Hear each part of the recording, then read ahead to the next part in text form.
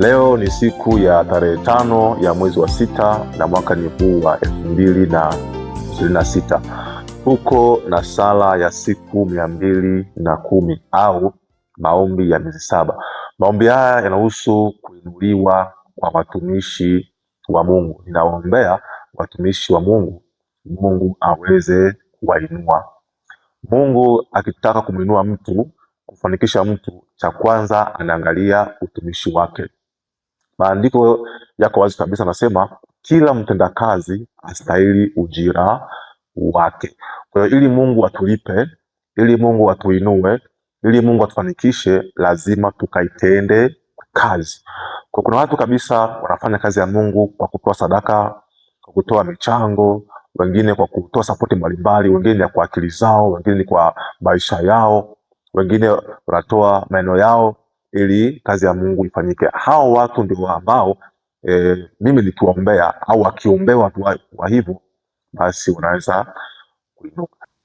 Sasa katika kuwaombea watumishi wa Mungu, Mungu awainue, Mungu anaweza akainua mtu yeyote katika nafasi hizi mbili, ya urais pamoja na ufalme. Kwa hiyo lazima angalau tufundishe watu japo kwa uchache, wajue dhana ya urais na ufalme kwenye eneo ikoje, na mtu anatakiwa afanyeje pale ambako Mungu anamuinua kuwa rais au ufalme. Bahati nzuri Biblia imeeleza kuhusu habari ya wafalme na marais.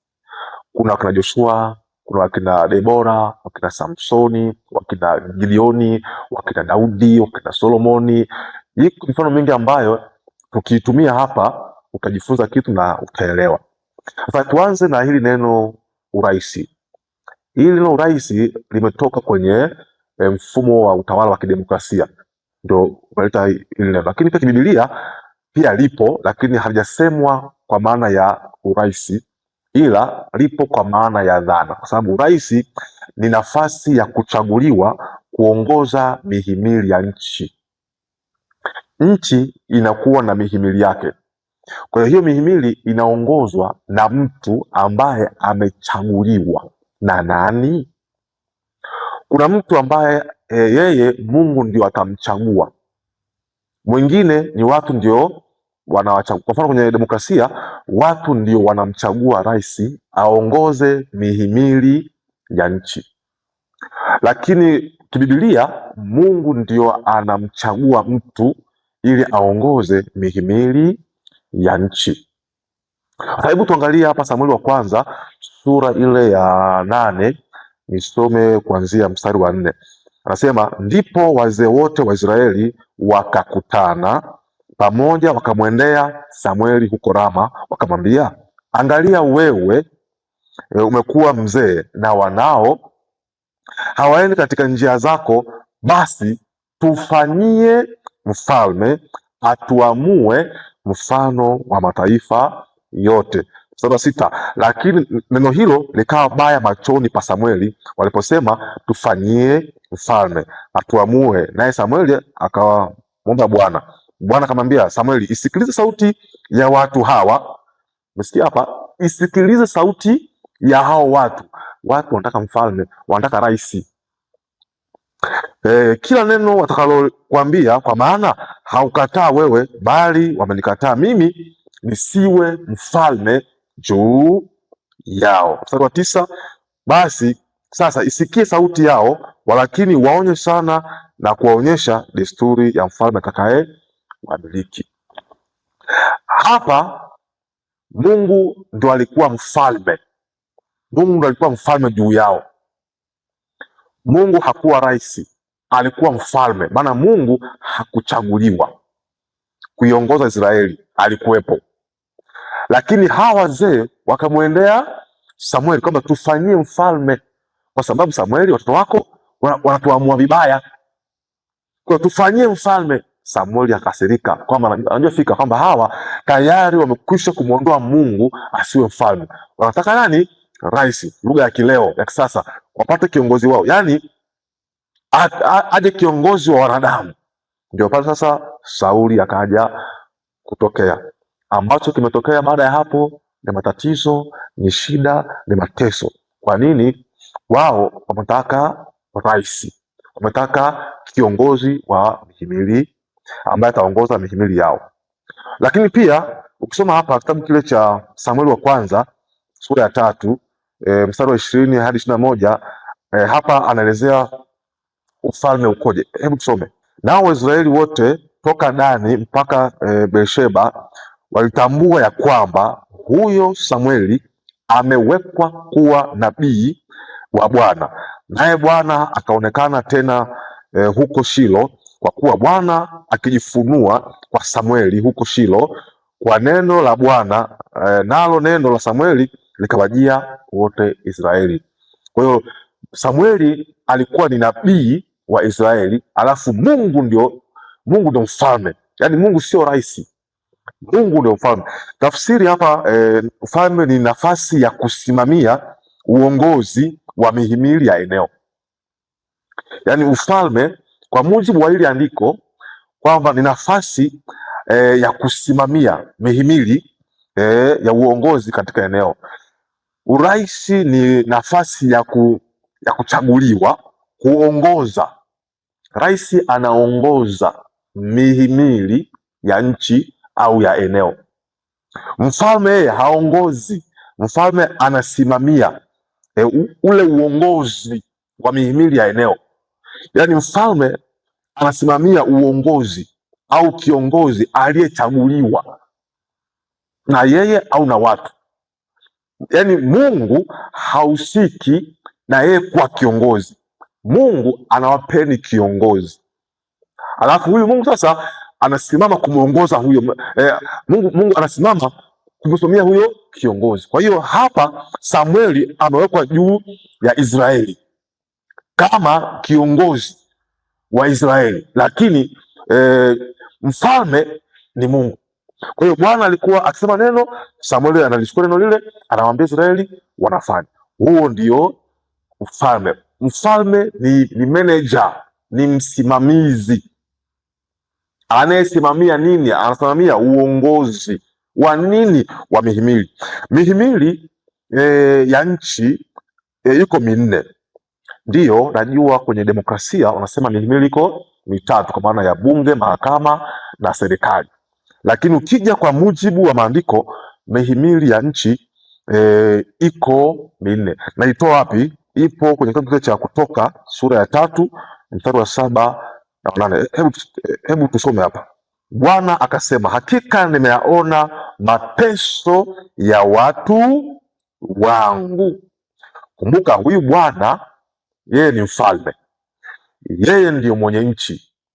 Sasa Bwana ameona mateso ya watu wake.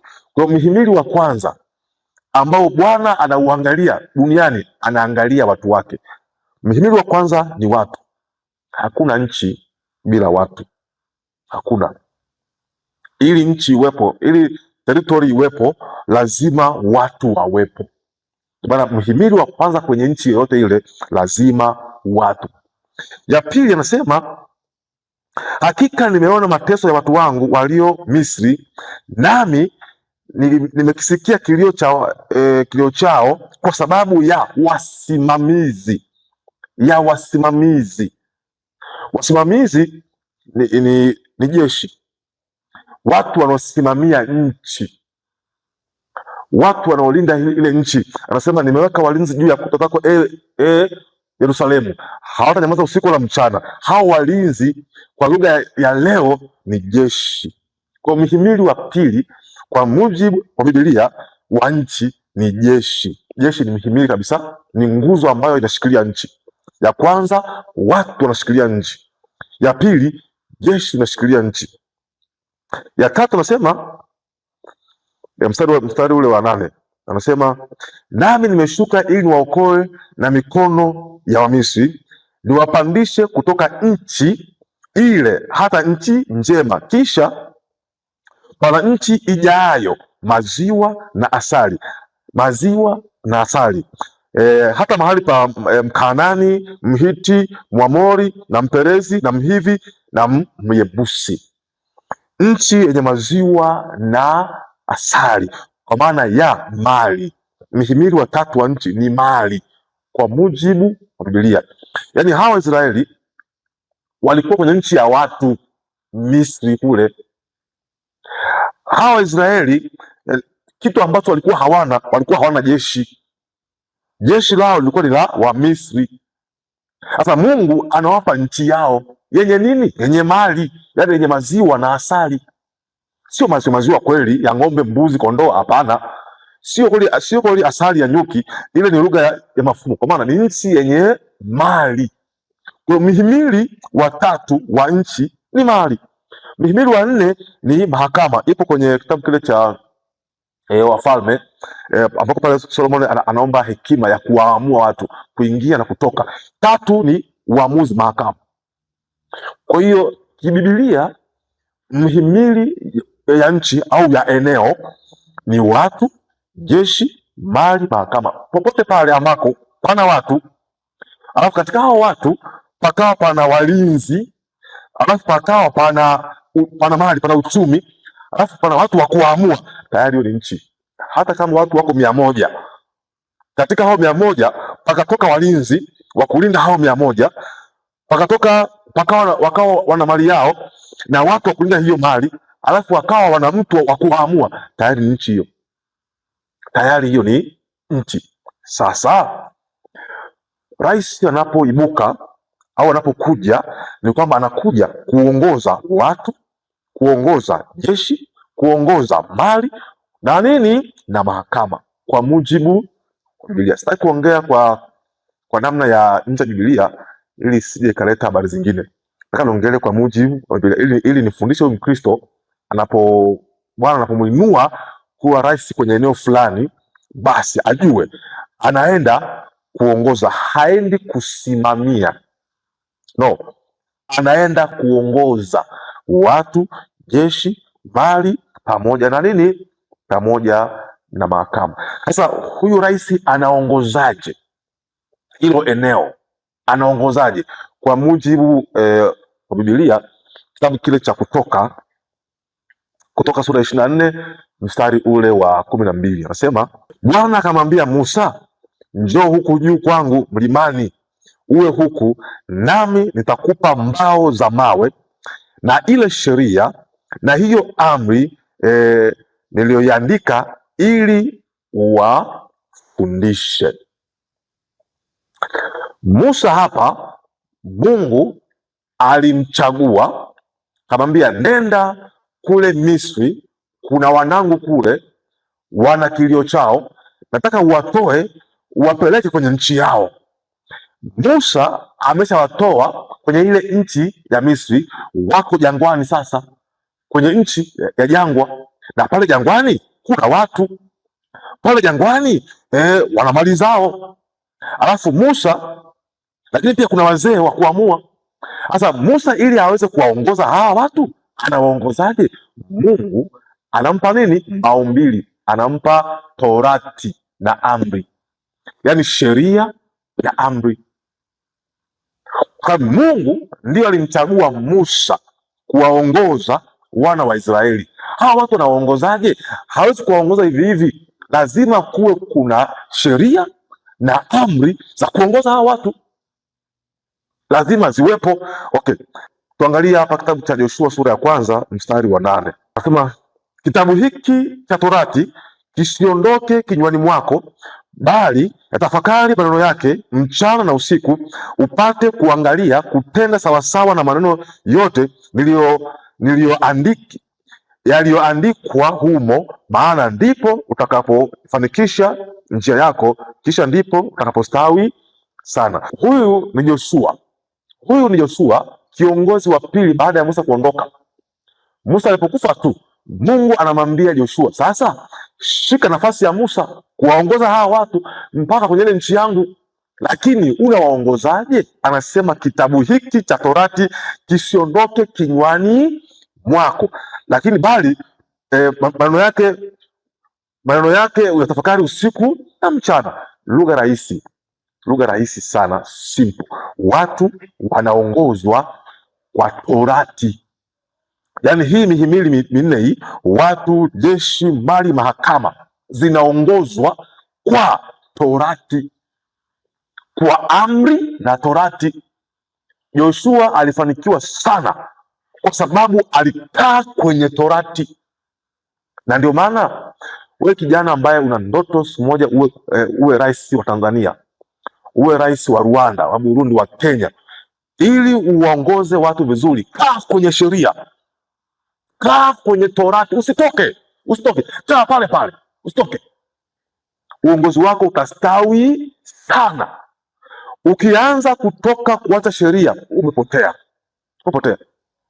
Hata ukiwa wewe ni rais wa umoja wa makanisa ya mitume na manabii, kitu cha kwanza kabisa, kaa kwenye sheria ambayo mmejiwekea. Ni wao wenyewe wamekaa chini wakatunga sheria wenyewe na amri wakaka wenyewe, alafu wakakuchagua wewe, bwana, tuongoze. Wewe usiangalie wao wanasemaje, angalia sheria yao inasemaje. Ndio maana kwenye kuongoza watu hatuangalii watu wanasema nini. Hatuangalii watu wanataka nini. Hapana, tunaangalia sheria ambayo wao wenyewe wameiweka. Ndivyo uongozi unavyokwenda ulivyo, ndivyo urais unavyokwenda. Siku yote ambayo mtaona rais sasa anafanya jinsi anaamua nchi kulingana na jinsi watu wanavyotaka, huyo rais lazima akolapsi, lazima anguke, lazima uongozi wake lazima uanguke, maana watu wanaongozwa kwa nini? Kwa torati. Ukienda kwenye Hesabu inaitwa sanduku la agano, maana Israeli iliongozwa kwa sanduku la agano. Samueli ameondoka, sanduku lipo. Amekuja Daudi, sanduku lipo. Solomoni, sanduku lipo. Ile tu saa sanduku limepotea, njoo angalia Israeli imeharibika. Kwa nini? Sanduku la agano limepotea. Lugha ya kileo, sanduku la agano ni katiba, na amri. Bwana asifiwe sana. Bwana asifiwe sana. Kwa hiyo uraisi wa eneo, wa shirika, sijui wa nchi, kwenye kuongoza hii mihimili minne ni kwa katiba. Bwana asifiwe sana. Haya, wewe leo hii wamekuchagua uwe rais wa kafu, rais wa FIFA kwenye nchi yako. Wewe usiangalie hawa wanachama wanasemaje, usiangalie. Wasomee sheria yao, inasemaje? Sheria yao inaamuru nini? Inasema viongozi wa mpira wanatakiwa waweje? Wasome sheria yao. Mna bodi yenu hapo ya korosho, mkamchagua rais wa bodi ya korosho, alafu watu hao unawaongoza na mali zao. Kwenye kuwaongoza, unawaongoza kwa ile katiba yao ambayo pale wamejiwekea wenyewe. Hakuna excuse, unajua hakuna. Haleluya, Bwana asifiwe sana. Ingawa ndiyo kwenye torati inaruhusu msamaha. Narudia, torati pia inaruhusu msamaha, lakini sio kuacha sheria. Inaruhusu msamaha. Kaangalie duniani kote marais wa ulimwenguni, wale ambao walifanya vizuri sana, kaangalie walikaa kwenye sheria. Kaangalie marais duniani ambao waliofanya vibaya sana kwenye nchi zao, angalia, wameacha torati, wameacha sheria. Hata nikiamua leo hii hapa nifunge Biblia niweke pembeni hivi, mtu haongozi kama anavyotaka. Hapana. Biblia hii nifunge niweke pembeni, alafu twende kwenye kuwaongoza watu, kwenye kuongoza jeshi, mali au mahakama, kwenye mambo ya maamuzi, decision. Watu hawaongozwi wanavyotaka, hapana. Wanaongozwa kwenye commitment, kile ambacho mmekubaliana pale pale, kile ndio ambacho tunafanyaje, ambacho ndio kinatumiwa kuongoza. Bwana asifiwe sana. Haleluya. Haya, utawala wa mfalme. Mfalme anasimamiaje? Mfalme anasimamia kwa uumbaji na utengenezaji. Mfalme haongozi. Ndio maana Mungu haongozi. Mungu ni king, Mungu ni mfalme. Mungu haongozi. Mungu kazi yake moja tu ni kuumba na kutekeleza basi. Ndio maana kiongozi mambo yake yakiharibika, lazima amfuate king, amfuate mfalme, ili mfalme amuumbie kitu ambacho kitajenga uongozi wake. Amfuate king, mfalme, ili amtengenezee mambo yake. Okay, mfalme haongozi hapana. Mfalme anasimamia huu uongozi kwa kuumbia na kuutengeneza, ndio kazi yake. Kazi ya Mungu ni kutuumbia sisi viongozi wake.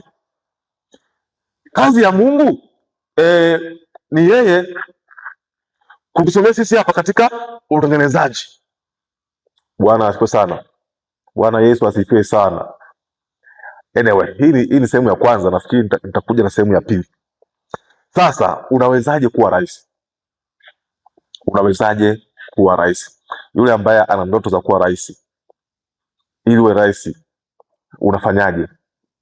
Nakusomea hapa kitabu cha Yoshua sura ya kwanza mstari ni ule wa 9. Nasema hivi: je, si mimi niliyekuamuru uwe hodari wa moyo wa ushujaa, usiogope wala usifadhaike, kwa kuwa Bwana Mungu wako yu pamoja nawe.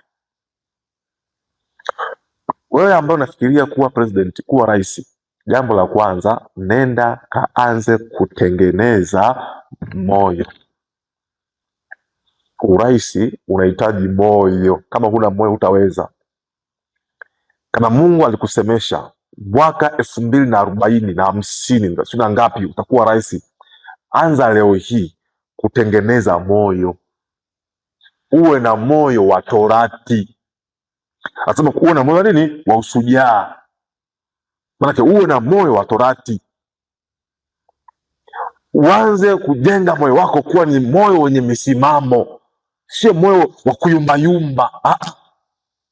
Ndio maana nafikiri wale ambao wanajua kwenye mambo ya uchaguzi huu wa taasisi huku, viongozi wanajua kumweka kiongozi mkuu pale juu lazima awe ni mtu wa amri, au ni mtu wa amri, mtu wa komandi. Yule mtu anafaa kuwa kiongozi yule, sababu uongozi ni Torati, uongozi ni sheria, uongozi ni sanduku la agano. Kwa hiyo huyo ambaye anakuja kubeba sanduku la agano lazima moyo wake uwe ni wa agano, awe ana moyo wa Torati, awe ana moyo wa ushujaa. Anasema usiogope, asiwe muoga. Kwa nini sio muoga? Kwa sababu anajua nyuma yake kuna ufalme, kuna king. Ndio maana kila kiongozi nyuma yake kuna kingdom, kuna ufalme. Hamna uongozi usiokuwa na ufalme nyuma. Hakuna uongozi usiokuwa na ufalme nyuma yake. Hamna. Maana mfalme ndio ambaye analeta uongozi. Kwa hiyo huu ufalme ndio unamfanya huyu mtu asiogope. Hapa Mungu anamwambiaje? Anasema usiogope wala usifadhaike, kwa kuwa Bwana Mungu wako yu pamoja nawe kila uendako. Kiongozi anatakiwa awe anajiamini. Kwa nini anajiamini? Kwa sababu nyuma yake kuna anayemfanya ajiamini. Kuna anayemfanya ajiamini. Nani huyo sasa? Ndio maana nimekuandikia hapa urais ndani ya ufalme, kwamba rais anawekwa na mfalme na anaishi ndani ya mfalme. Narudia tena ndio maana wewe ambaye unafikiria kuwa rais, cha kwanza nenda kwenye ufalme, kwenye kingdom. Maana kingdom ndio ambayo inamweka president, amweka rais. Nenda hapo Uingereza utaona, utaelewa vizuri. Ingia hapo Marekani utaona. Marekani pale sio raia hawachagui, raia hawavoti, hawapigi kura kumchagua rais. Wanapiga kura kuchagua wale wawakilishi ambao wao ndio watakaa mezani, alafu watoe rais. Lakini sio wananchi wote kwamba chagueni rais. Haiko hivyo. Wanachagua wawakilishi ambao hao wawakilishi ndio wataenda kuvoti, kupiga kura. Bwana asifiwe sana. Ni system za nini? Za kifalme. Kwa nini Israeli na Irani ni nchi ambazo zina historia kubwa sana? Kwa sababu uongozi wao ni imara. Why? Wameshika nini? Torati. Wapo kwenye Torati, kwenye amri na sheria. Mioyo yao ni mioyo ya Torati na sheria. Hata wewe unaongea hapa, unataka ufanikiwe vizuri, tengeneza moyo wa amri na sheria. Hapa unatoboa, nakwambia unatoboa. Ila hizo sheria za nani? Usiende kupeleka sheria za kuzimu kwa watu wa Mungu, utaamsha vita, utaamsha vita. Usipeleke torati za kuzimu kwa watu wa Mungu, utaamsha vita. Au chukue torati za Mungu kuzimu, utaamsha vita. Kila torati ina eneo lake, kila amri ina eneo lake, kila torati, kila agano lina maeneo yake ya kupasua, ya kufanyika. Hata pale kwenye kanisa lako, wewe ni askofu, wataka uchague kiongozi wa kanisa, cha kwanza angalia moyo wake, awe na moyo wa torati, awe anajua sheria za Mungu vizuri kwa kanisa. Sio unaambia kitu anakwambia ngoja kwanza nikajadili na mke wangu tuone tunafanyaje. Nikaongea kwanza na baba yangu na mama yangu, alafu tuangalie. Hamna kiongozi hapo, hamna rais hapo, hamna hakuna. Yaani wewe ndio king, wewe ndio mfalme wa eneo. Unaambia fanya kitu fulani, alafu ngoja kwanza nifikirie kwanza. Hamna kitu hapo, hamna kitu. Huyo hata kanisa ataliumbisha. Lakini yule ambaye ana moyo wa ushujaa kwa Mungu, yani ana moyo wa torati, mkimpa kanisa halianguki, halitingishiki, linasonga mbele. Sasa wape hawa ambao wako legelege, double standard, hapaendi kabisa. Haleluya. Si tu kanisa, hata pia kwenye kampuni kabisa. Mna kampuni yenu hapo ya watu 10 au 20 au 30, alafu mwachagua viongozi ambao wako legelege, wako flexible. Hapana, flexibility hiyo ni ya mfalme, ni ya huyu muumbaji.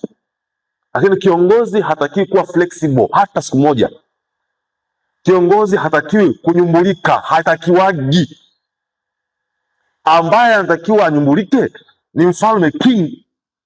Yeye ndiye anatakiwa awe flexible, kwamba hapa inabidi tuumbe kitu fulani. Ndio maana ukishaumba kitu alafu kimefanikiwa, kiwekee uongozi haraka ili kidumu. Kiwekee uongozi haraka. Weka mtu pale awe mkuu kwenye ile eneo. Utakuta mtu ni kanisa halina mkubwa, kanisa halina mkuu, wote wanafanana. Mambo gani hayo? Familia haina mkubwa, mama kama baba, baba kama mama, mtoto kama mama, mtoto kama baba. Yaani hamna mkubwa. Lazima kwenye familia kuwa na protocol, kuwa na mkubwa, kwamba hapa mkubwa ni huyu ndio rais wetu hapa. Ingawa kifamilia tunasema rais huwa anakuwa mama, president huwa anakuwa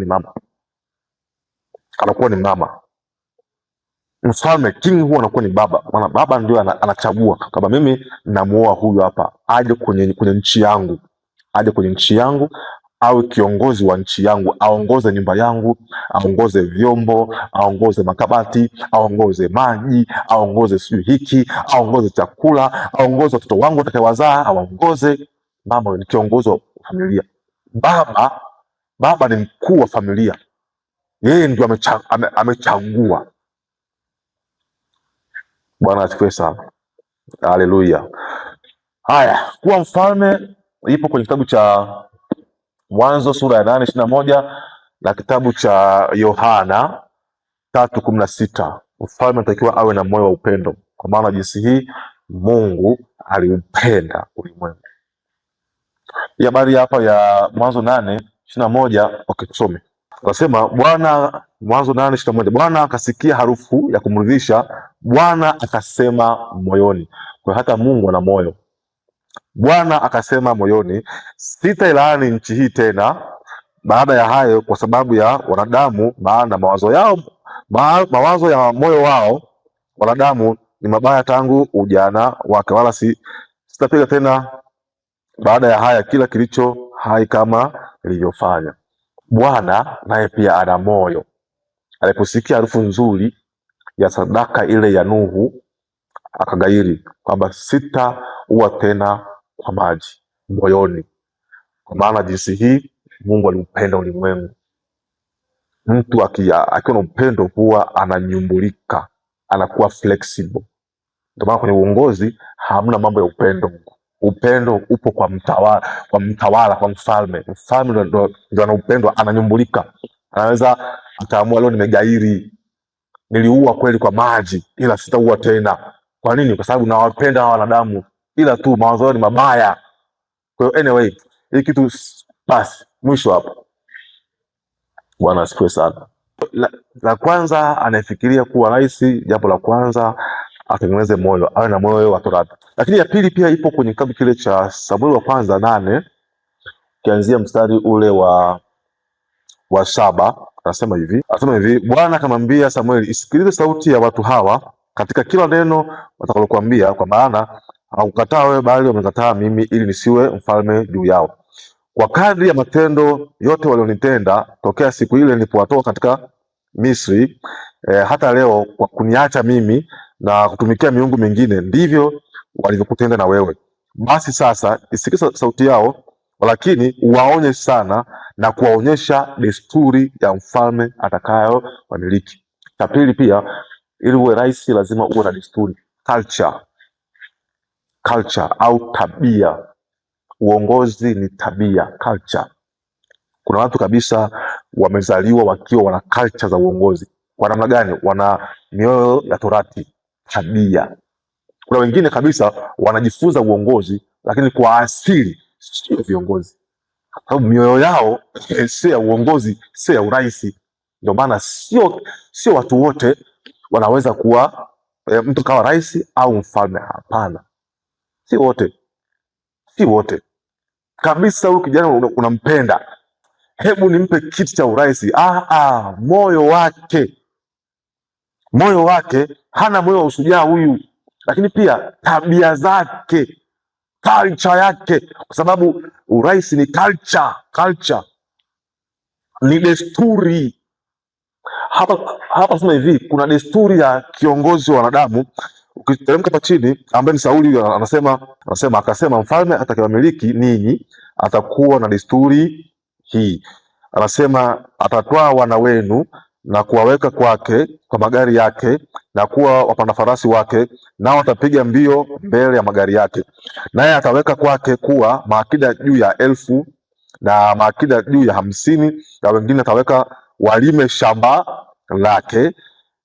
Hapa chini tena nasema na binti zenu atawatoa kuwa wafanyaji wa marhamu na wapishi na wakaji, mabinti wa kazi ya mausjeli. Atatoa makonde yenu na mashamba yenu ya mizabibu na mizaituni. Mwana mfalme huyu desturi yake. Naye atawatoza ushuru, atawekea watu kodi. Hapa naongea ziko nyingi hapa. Kwa hiyo uongozi wa kuchaguliwa, kabla hujamchagua mtu, angalia culture yake, angalia desturi yake imekaaje, angalia tabia yake imekaaje. Kuna watu hawana tabia za uongozi, msiwape. Narudia, kuna watu hawana tabia za uongozi, msiwape uongozi. Mtaharibu nchi, mtaharibu vyama, mtaharibu makampuni, mtaharibu ukoo, mtaharibu shirika, mtaharibu kanisa. Kwa nini? Hawana mioyo ya uongozi, hawana tabia za uongozi wala mioyo. Huyu mtu moyo wake uko flexible, moyo wake unanyumbulika. Akishauriwa huku anafuata, akishauriwa kule anafuata, babake akimshauri anafuata, mama akimshauri anafuata, rafiki, yeye ananyumbulika muda wote. Wakati yeye ni kiongozi. Kiongozi huwa hanyumbuliki. Kiongozi ni kama jiwe la mtoni, piga maji halipasuki, piga jua liko vile vile. Kiongozi huyo hanyumbuliki, anajua mahali pangu ni hapa, ni hapo. Lakini ukiona mtu ananyumbulika ovyo, ndio maana kwenye historia viongozi wengi walikuwa wanachaguliwa kwenye zile koo zile za kifalme. Maana kuna culture ya ufalme imo ndani yao, kuna tabia za kifalme ziko ndani yao, kuna tabia za uongozi ziko ndani yao. Bwana wabariki sana, Mungu atunze.